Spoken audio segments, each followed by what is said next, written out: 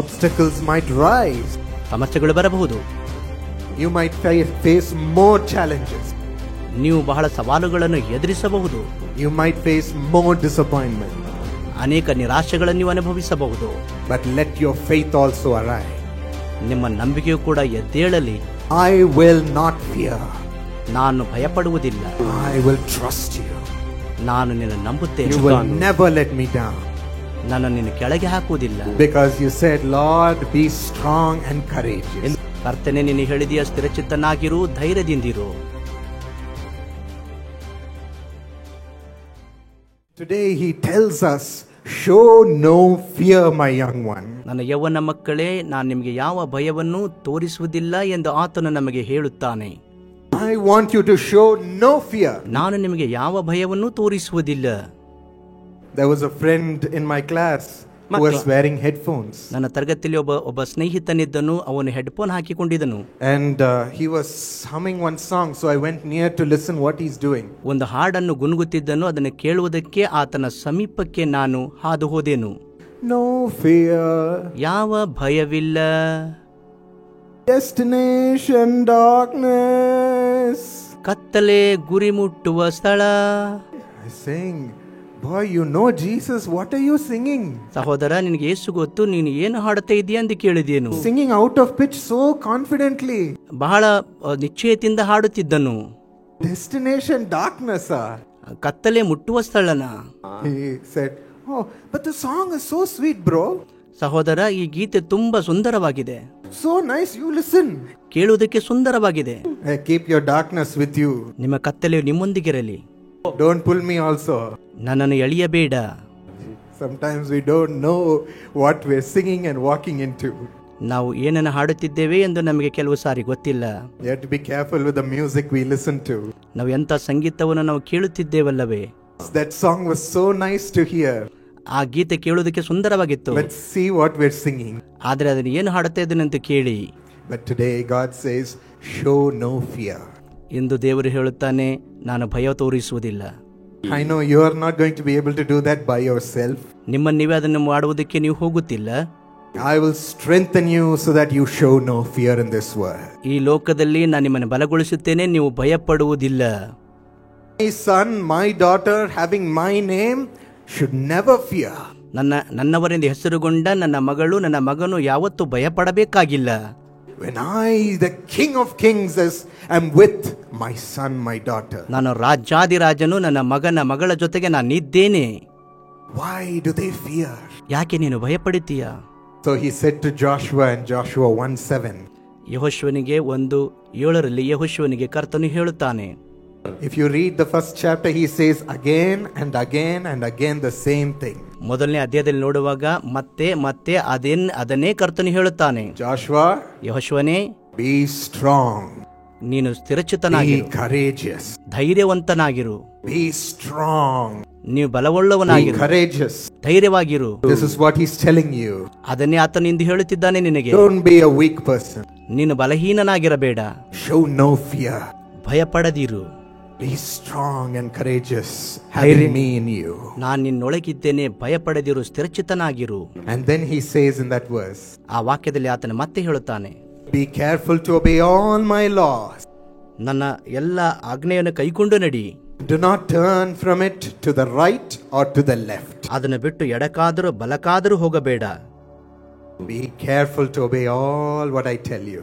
ನಾನು ನಿನಗೆ ಬೋಧಿಸಿದ ಎಲ್ಲವನ್ನು ಕೈಗೊಂಡು ನಡೆಯುವುದರಲ್ಲಿ ಎಚ್ಚರವಾಗಿರು. And if you do that, ಅದನ್ನು ಮಾಡುವುದಾದರೆ, then you will be successful wherever you go. ಆಗ ನೀನು ಎಲ್ಲಿ ಹೋದರೂ ಕೃತಾರ್ಥನಾಗುವಿ.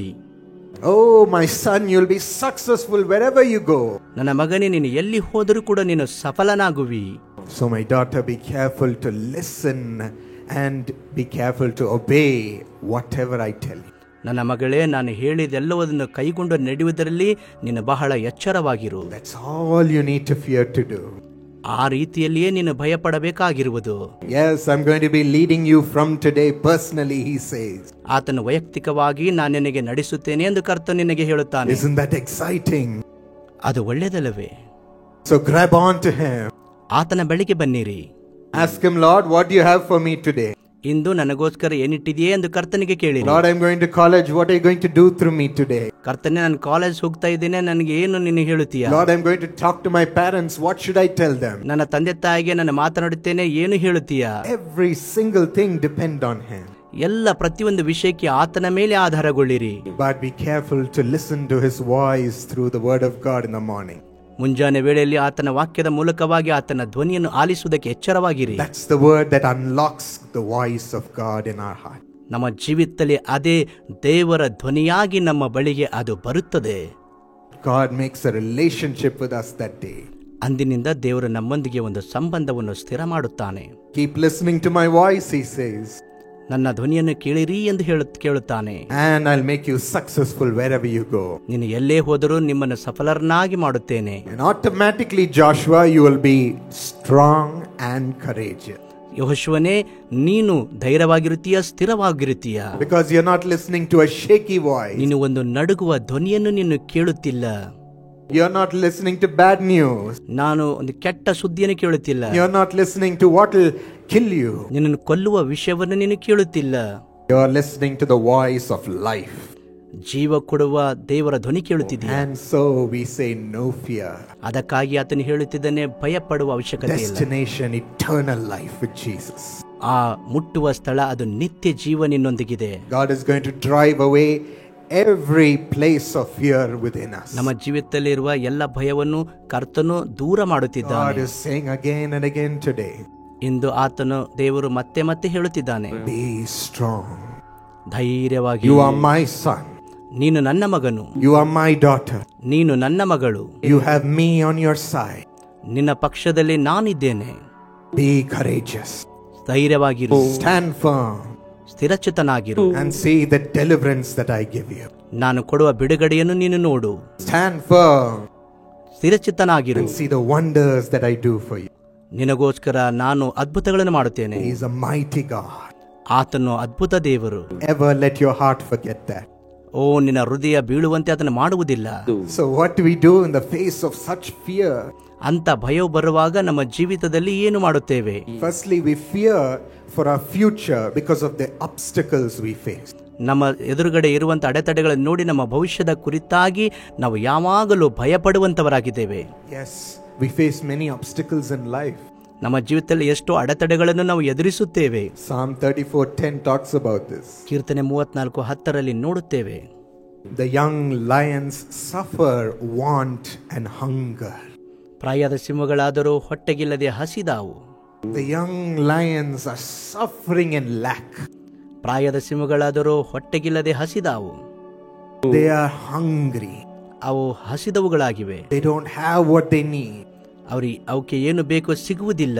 Yes, we lack the finances in our family to go forward. ಹೌದು, ನಾವು ಮುಂದೆ ನಮ್ಮ ಕುಟುಂಬ ಹೋಗುವುದಕ್ಕೆ ನಮಗೆ ಹಣಕಾಸಿನ ವ್ಯವಸ್ಥೆ ಇಲ್ಲ. We face such problems and don't know what to do for our future. ಅಂತ ಸಮಸ್ಯೆಗಳು ಬರುವಾಗ ನಮ್ಮ ಭವಿಷ್ಯಕ್ಕಾಗಿ ಏನು ಮಾಡಬೇಕು ನಮಗೆ ಗೊತ್ತಿಲ್ಲ. We face sickness in our body which keeps us down all the time. ನಮಗೆ ಅನಾರೋಗ್ಯ ಉಂಟಾಗಿ ಎಲ್ಲಾ ಸಮಯಗಳಲ್ಲಿ ನಾವು ಬಲಹೀನರಾಗಿರುತ್ತೇವೆ. Making us a weak person, not able to do anything. ಬಲಹೀನರಾಗಿ ಏನು ಕೆಲಸ ಮಾಡುವುದಕ್ಕೆ ಆಗದಂತವರಾಗುತ್ತೇವೆ. Not able to run forward and accomplish. ನಮ್ಮ ಜೀವಿತದಲ್ಲಿ ಮುಂದೆ ಓಡಿ ಸಾಧನೆ ಮಾಡುವುದಕ್ಕೆ ಆಗುವುದಿಲ್ಲ. Oh, we have brokenness in our heart. ನಮ್ಮ ಹೃದಯಗಳಲ್ಲಿ ಬಹಳ ಮುರಿದಂತ ವಿಷಯ ಇದೆ. Because of the issues in our family. ನಮ್ಮ ಕುಟುಂಬಗಳಲ್ಲಿರುವ ಹೊಟ್ಟೆ ಕಿಚ್ಚುತನವು, The fights in our relationship. ನಮ್ಮ ಸಂಬಂಧಗಳಲ್ಲಿರುವ ಜಗಳಗಳು, No peace in the home. ಕುಟುಂಬದಲ್ಲಿ ಯಾವ ಸಮಾಧಾನ ಇಲ್ಲ. No one knowing Jesus in the home. ಕುಟುಂಬದಲ್ಲಿ ಯಾರು ಯೇಸುವನ್ನು ತಿಳಿದವರಿಲ್ಲ. Being all alone. ಎಲ್ಲರೂ ಏಕಾಂಗಿಯಾಗಿದ್ದೇವೆ. Fighting life to go forward. ಮುಂದೆ ಹೋಗುವುದಕ್ಕಾಗಿ ಜೀವನದಲ್ಲಿ ಹೋರಾಡುತ್ತಿದ್ದೇವೆ. Fighting our family in everything. ಎಲ್ಲಾ ವಿಷಯಗಳಲ್ಲಿ ಕುಟುಂಬ ಹೋರಾಡುತ್ತಿದೆ. Even losing our father, losing our mother. ತಂದೆ ತಾಯಿಯನ್ನು ಕಳೆದುಕೊಳ್ಳುವಂಥದ್ದು ಕೂಡ. Losing our studies.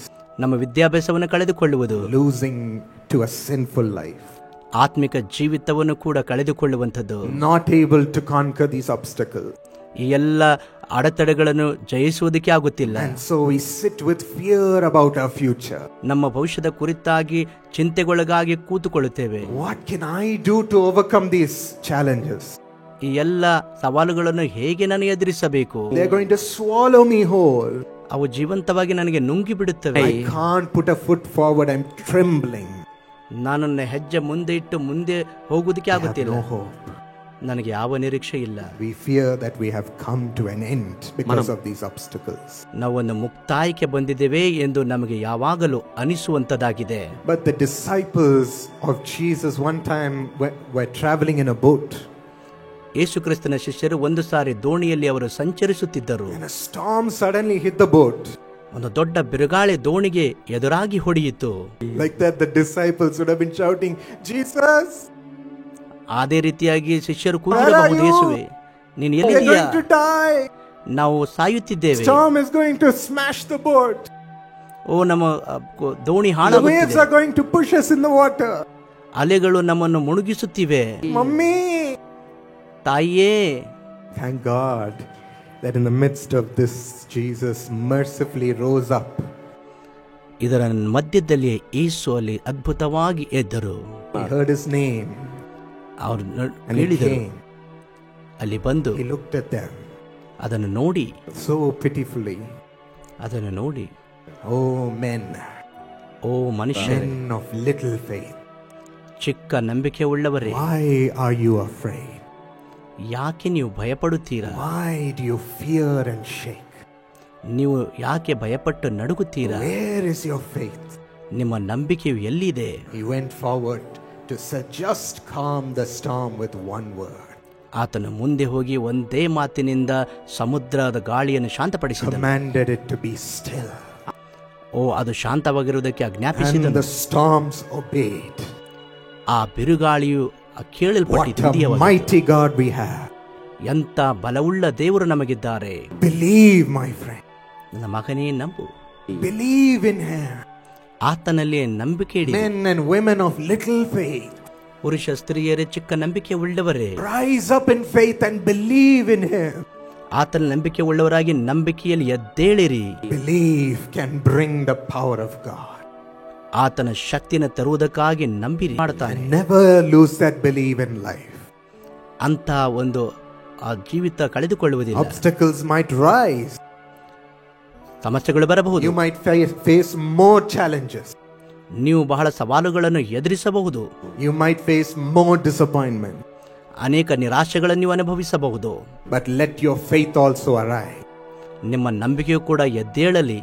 I will not fear. ನಾನು ಭಯಪಡುವುದಿಲ್ಲ. I will trust you. ನಾನು ನಿನ್ನ ನಂಬುತ್ತೇನೆ. You will never let me down. ನನ್ನ ನಿನ್ನ ಕೆಳಗೆ ಹಾಕುವುದಿಲ್ಲ. Because you said, Lord, be strong and courageous. ಕರ್ತನೆ, ನೀನು ಹೇಳಿದೆಯ ಸ್ಥಿರಚಿತ್ತನಾಗಿರು, ಧೈರ್ಯದಿಂದಿರು. Obey me and I will make you successful wherever you go. ನಿನ್ನ ಆಜ್ಞೆಗಳ ಕೈಕೊಳ್ಳುವಾಗ ನೀನು ಎಲ್ಲಾ ಸ್ಥಳಗಳಲ್ಲಿ ಸಫಲನಾಗಿ ಮಾಡು. You will fulfill this word for me, Lord. ಕರ್ತನೆ, ನಿನ್ನ ವಾಗ್ದಾನ ನನಗಾಗಿ ಪೂರ್ತಿ ಮಾಡುತ್ತೇನೆ. I will never fear. ನಾನು ಎಂದೂ ಭಯಪಡುವುದಿಲ್ಲ. And today that's why you heard Sister Hannah also inviting you to these youth meetings in the prayer towers. ಅದಕ್ಕಾಗಿಯೇ ಪ್ರಾರ್ಥನಾ ಗೋಪುರದಲ್ಲಿ ಯವನಸ್ಥರ ಕೂಟಕ್ಕಾಗಿ ಇಂದು ನಿಮಗೆ ಕರೆಯಲ್ಪಟ್ಟಿದೆ. The Lord is moving mightily. ಕರ್ತನು ಶಕ್ತವಾಗಿ ಆತನ So come and ಸಂಚರಿಸುತ್ತಾನೆ. be blessed and know about Him even more. ನೀವು ಆಶೀರ್ವಾದ ಹೊಂದಿರಿ ಮತ್ತು ಇನ್ನು ಹೆಚ್ಚಾಗಿ ಆತನ ವಿಷಯದಲ್ಲಿ ತಿಳಿದುಕೊಳ್ಳಿರಿ. And we want the Lord to use you also in such a great manner to pray for someone. ಬೇರೆಯವರಿಗಾಗಿ ಪ್ರಾರ್ಥನೆ ಮಾಡುವುದಕ್ಕಾಗಿ ಅದೇ ರೀತಿಯಲ್ಲಿ ಕರ್ತನು ಕೂಡ ನಿಮ್ಮನ್ನು ಉಪಯೋಗ ಮಾಡಲಿ. You will be the one God uses. ಕರ್ತನು ನಿಮ್ಮನ್ನು ಮಾತ್ರ ಆತನು ಉಪಯೋಗಿಸುತ್ತಾನೆ. Do you believe that? ನೀವು ಅದನ್ನು ನಂಬುತ್ತೀರೋ? Yes. ಹೌದು. I believe that because you are in me, Lord, I will also be powerful. ಕರ್ತನೆ, ನನ್ನೊಳಗೆ ಇರುವುದರಿಂದ ನಾನು ಕೂಡ ಶಕ್ತನಾಗಿರುತ್ತೇನೆ. Just believe. ನಂಬಿರಿ. Believe who is in you. ನಿನ್ನೊಳಗೆ ಯಾರಿದ್ದಾರೆ ನಂಬಿರಿ. And believe what He wants to do through you. ನಿನ್ನ ಮೂಲಕವಾಗಿ ಆತನು ಏನು ಮಾಡಲಿಕ್ಕಿದ್ದಾನೆ ಅದನ್ನು ನಂಬಿರಿ. He does great things. ಅದು ಶ್ರೇಷ್ಠ ವಿಷಯವಲ್ಲವೋ? And secondly, we fear to take the next step forward in our life. ಎರಡನೇದಾಗಿ ಮುಂದಿನ ಹೆಜ್ಜೆಯನ್ನು ಇಡುವುದಕ್ಕೆ ನಾವು ಭಯಪಡುತ್ತೇವೆ. Because we worry about failure. ಯಾಕೆಂದರೆ ನಾವು ಅಸಫಲತೆಯ ವಿಷಯದಲ್ಲಿ Our ಭಯಪಡುತ್ತೇವೆ. confidence today also might be at an all-time low. ನಮ್ಮ ನಂಬಿಕೆಯ ವಿಷಯದಲ್ಲಿ ಬರುವಾಗ ಅದು ಯಾವಾಗಲೂ ಕೆಳಗೆ ಇರುವಂತದ್ದಾಗಿದೆ. I am broken by the failure I have seen in my life. ನನ್ನ ಜೀವಿತದಲ್ಲಿ ನೋಡಿದ ವಿಫಲತೆಗಳ ಕುರಿತು ನಾನು ಬಹಳ Maybe you ಮುರಿದವನಾಗಿದ್ದೇನೆ. failed in your subject and that has come as a shock to you. ನಿಮ್ಮ ವಿಷಯದಲ್ಲಿ ನೀವು ಕೆಲವೊಂದು ವಿಷಯಗಳಲ್ಲಿ ನೀವು ವಿಫಲರಾಗಿ ಅದು ನಿಮಗೆ ಒಂದು Or you failed ನೋವಾಗಿರಬಹುದು. subjects might be saying you have no future in your studies. ನಿನ್ನ ವಿದ್ಯಾಭ್ಯಾಸದಲ್ಲಿ ಕೆಲವರು ಬಂದು ಹೇಳಿರಬಹುದು ನಿನಗೆ ಯಾವ ಭವಿಷ್ಯವಿಲ್ಲ. Stop trying. ಅದನ್ನು ಪ್ರಯತ್ನಿಸಬೇಡ, Give up. ನೀನು ನಿರಾಶನಾಗು. Maybe they are mocking you today. ಅವರು ನಿನಗೆ ಹಾಸ್ಯ ಮಾಡುತ್ತಿರಬಹುದು ಎಂದು. Maybe because your heart was broken by someone. ಯಾರೊಬ್ಬರಿಂದ ನಿನ್ನ ಹೃದಯ ಮುರಿದು ಹೋಗಿರಬಹುದು. You might not believe in a future with your partner anymore. ಮತ್ತೆ ನಿನ್ನ ಪಾಲುದಾರರ ವಿಷಯದಲ್ಲಿ ನಿನ್ನ ನಂಬಿಕೆ ಇಡ್ಲಿಕ್ಕಾಗುತ್ತಿಲ್ಲ. You may not believe that you will have a right partner ever in your life. ನಿಮ್ಮ ಜೀವಿತದಲ್ಲಿ ಮತ್ತೆ ಉತ್ತಮ ಜೀವನ ಸಂಗತಿ ಇರಲಿಕ್ಕಿಲ್ಲ ಎಂದು Your ಹೇಳಬಹುದು. heart is incapable of loving or trusting anyone. ಮತ್ತೆ ಯಾರಿಗಾದ್ರೂ ಪ್ರೀತಿ ಮಾಡುವುದು ನಂಬುವುದು ನಿಮ್ಮ ಹೃದಯದಲ್ಲದೆ ಬರಲಿಕ್ಕಿಲ್ಲ. Far too broken. ತುಂಬಾ ಮುರಿಯಲ್ಪಟ್ಟಿದ್ದೇನೆ. All the confidence is gone. ಎಲ್ಲ ನಂಬಿಕೆ ಕಳೆದು ಹೋಗಿದೆ. How can I rise to face a hopeful future? ಮತ್ತೆ ಹೇಗೆ ನಿರೀಕ್ಷೆಯುಳ್ಳ ಭವಿಷ್ಯವನ್ನು ನಾನು ನೋಡಬಹುದು? My friend, ನನ್ನ ಸ್ನೇಹಿತ, don't let this fear stop you. ಈ ಭಯ ನಿನ್ನನ್ನು ನಿಲ್ಲಿಸದಿರಲಿ. Yes, it is terrible. ಹೌದು, ಅದು ಆ The ರೀತಿಯಾಗಿರಬಹುದು. pain is terrible from failure. ಕೆಲವು ವಿಫಲತೆಗಳಿಂದ ಆ ನೋವು ಬಹಳ ಕಠಿಣವಾಗಿದ್ದರು. Where can we receive a confidence to rise up and face it again? ಮತ್ತೆ ನಂಬಿಕೆಯನ್ನು ಹೊಂದಿಕೊಂಡು ಅದನ್ನು ಎದುರಿಸುವುದಕ್ಕೆ ನೀವು ಬಲಗೊಳ್ಳಿರಿ ಎಂದು ಹೇಳುತ್ತಿದ್ದಾನೆ. Our history says that we have failed. ನಾವು ವಿಫಲರಾಗಿದ್ದೇವೆ ಎಂದು ಹೇಳಬಹುದು. And our future also looks as if we will repeat that again and again. ಮತ್ತೆ ಪುನಃ ಹಾಗೆ ಆಗುತ್ತೆ ಎಂದು ನಮ್ಮ ಭವಿಷ್ಯದಲ್ಲಿ ಅದನ್ನೇ ನಾವು ನೋಡುತ್ತೇವೆ. Where can we find a hope?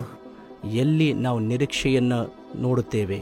Philippians 4:6 and 7 says, ಫಿಲಿಪಿಯನ್ 4:6 ಮತ್ತು 7ನೇ ವಾಕ್ಯದಲ್ಲಿ ನಾವು ನೋಡುವಾಗ God tells us today, ಇಂದು ಆತ ನಮಗೆ ಹೇಳುತ್ತಿದ್ದಾನೆ, do not be anxious about anything. ಯಾವ ಸಂಬಂಧವಾಗಿ ಚಿಂತೆ ಮಾಡಬೇಡಿರಿ. Do not be anxious about anything, my son, my daughter. ನನ್ನ ಮಗ ಮಗಳೇ, ಯಾವ ಸಂಬಂಧವಾಗಿ ಚಿಂತೆ ಮಾಡಬೇಡಿರಿ. But in every situation, ಆದರೆ ಎಲ್ಲಾ ಸ್ಥಳಗಳಲ್ಲಿಯೂ by prayer and by petition, ಕೃತಜ್ಞತಾ ಸ್ತುತಿಯ ಮೂಲಕ, ಪ್ರಾರ್ಥನೆ ವಿಜ್ಞಾಪನೆ and with ಮೂಲಕ, thanksgiving, ಕೃತಜ್ಞತಾ ಸ್ತುತಿಯ ಮೂಲಕ, see where God is taking us. ಈ ರೀತಿಯಾಗಿ ದೇವರು ಮಾತನಾಡುತ್ತಿದ್ದಾನೆ. He first says, don't be anxious. ಈ ವಾಕ್ಯದಲ್ಲಿ ನಾವು ನೋಡುವಾಗ Don't be worried. ಚಿಂತೆ ಮಾಡಬೇಡಿರಿ. But instead, what does he want us to do? ಆತನ ನಾವು ಏನು ಮಾಡಬೇಕೆಂದು ಹೇಳುತ್ತಾನೆ? Thanksgiving. ಕೃತಜ್ಞತಾ ಸ್ತುತಿ. Praise God. ಸ್ತುತಿಸಿರಿ. How, Lord? ಹೇಗೆ ಕರ್ತನೆ? How, Lord? ಎಷ್ಟು ಕರ್ತನೆ? That's why he says, pray. ಪ್ರಾರ್ಥನೆಯ ಮೂಲಕ ಎಂದು ಹೇಳುತ್ತಾನೆ. Pray. ಪ್ರಾರ್ಥನೆ. And today when we pray, ನಾವು ಪ್ರಾರ್ಥಿಸುವಾಗ ಇಂದು something different is going to happen. ಏನು ವ್ಯತ್ಯಾಸವಾಗಲಿಕ್ಕಿದೆ. God is going to send his spirit, who is a helper in times of our trouble.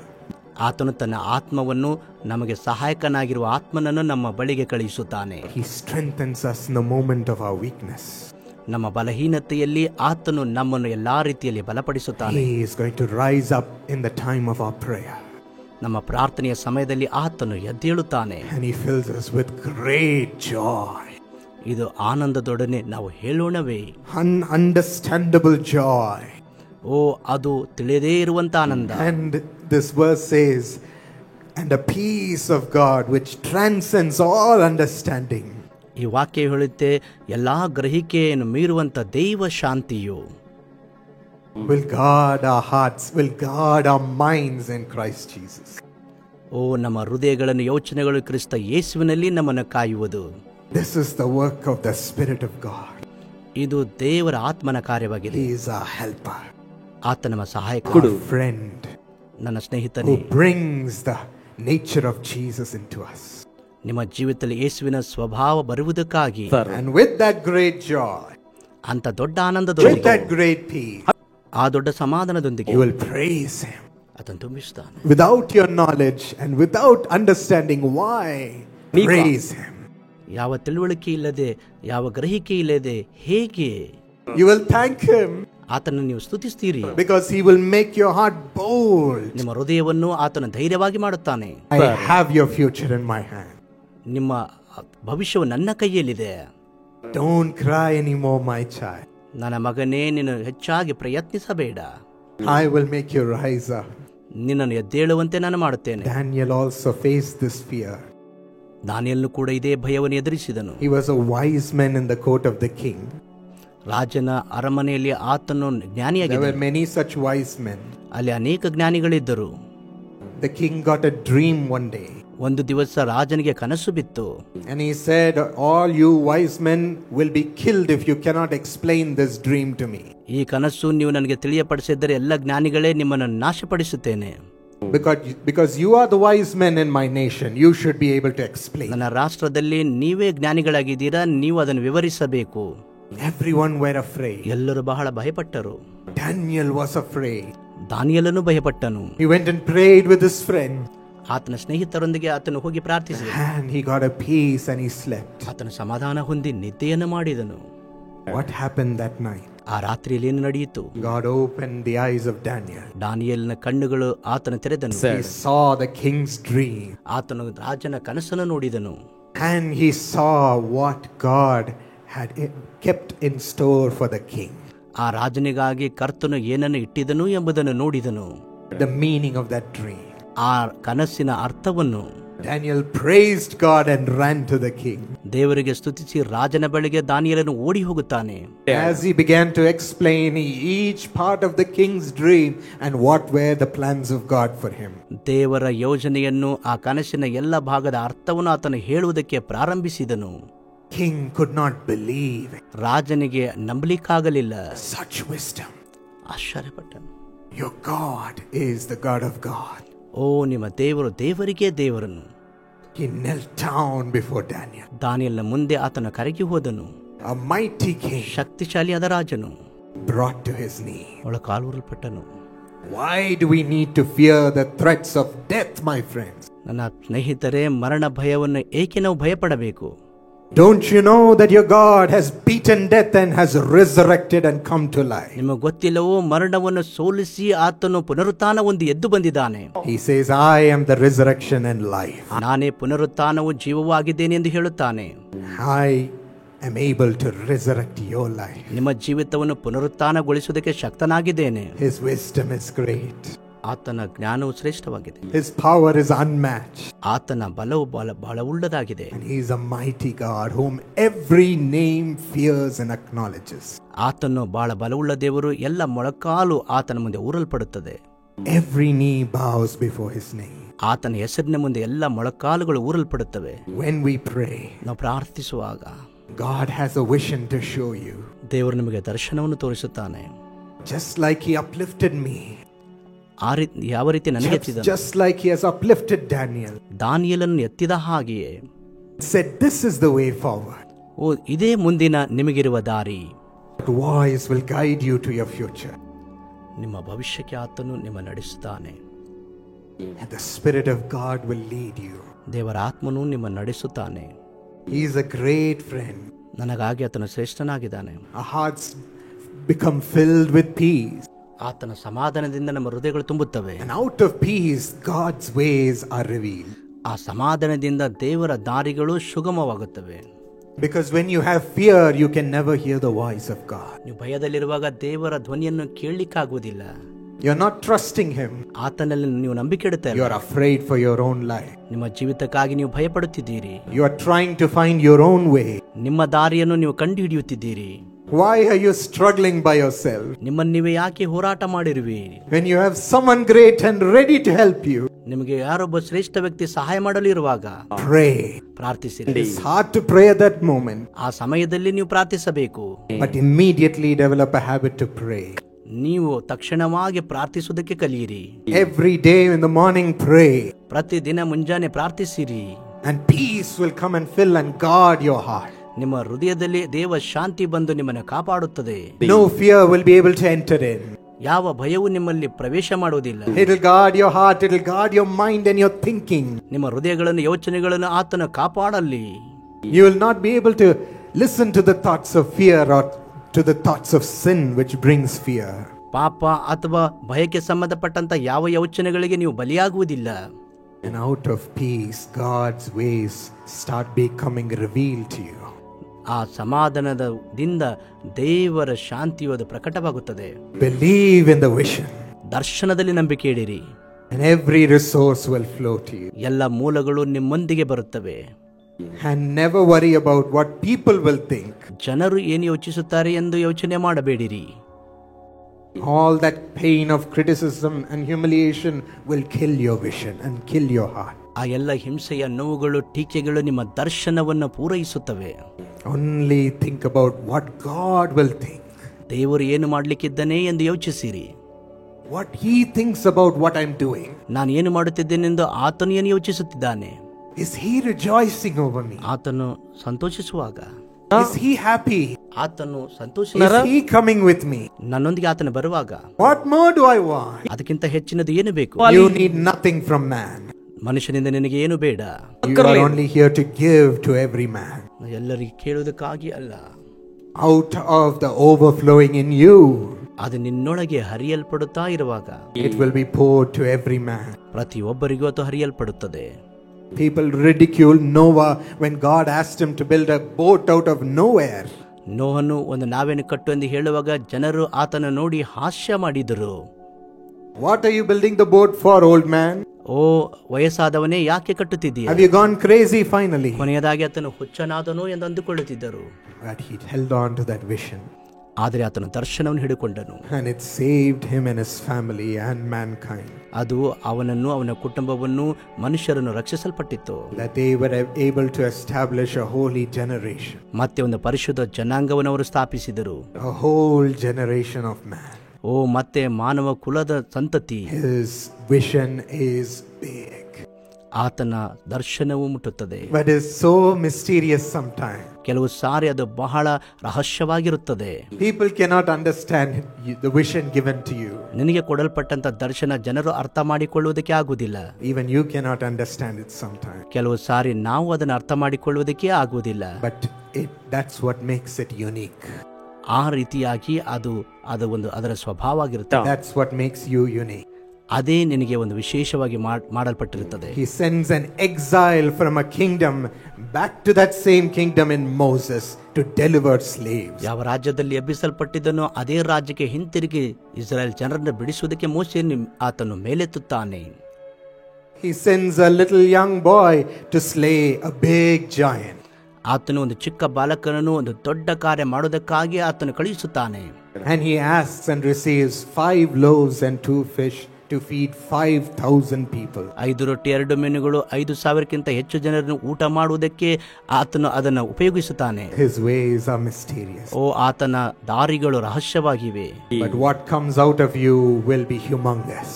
ಓ ನಿನ್ನೊಳಗೆ ಬರುವಂತದ್ದು ಅದು ಅದ್ಭುತವಾಗಿರುತ್ತದೆ. It will be so mighty that you cannot believe what the Lord has done through you. ನಿನ್ನ ಮೂಲಕವಾಗಿ ಮಾಡುವಂತದ್ದು ಅದು ಬಹಳ ಬಲವುಳ್ಳದಾಗಿದೆ ಎಂದು ನೋಡುತ್ತೇವೆ. So my friend, ನನ್ನ ಸ್ನೇಹಿತರೆ, do not fear. ಭಯಪಡಬೇಡಿರಿ. For God has not given us a spirit of fear. ಆತನು ನಮಗೆ ಭಯದ ಆತ್ಮವನ್ನು ಆತನು ನಮಗೆ ಕೊಟ್ಟಿಲ್ಲ. But He's given us a spirit of power. ಬಲದ ಆತ್ಮನ ಕೊಟ್ಟಿದ್ದಾನೆ. A spirit of love. ಪ್ರೀತಿ ಆತ್ಮನ ಕೊಟ್ಟಿದ್ದಾನೆ. Spirit of sound mind and clarity. ಶಿಕ್ಷಣದ ಆತ್ಮವನ್ನು ಆತನು ನಮಗೆ ಕೊಟ್ಟಿದ್ದಾನೆ. He has given us the Holy Spirit. ಆತನು ತನ್ನ ಪರಿಶುದ್ಧಾತ್ಮವನ್ನು ನಮಗೆ ಕೊಟ್ಟಿದ್ದಾನೆ.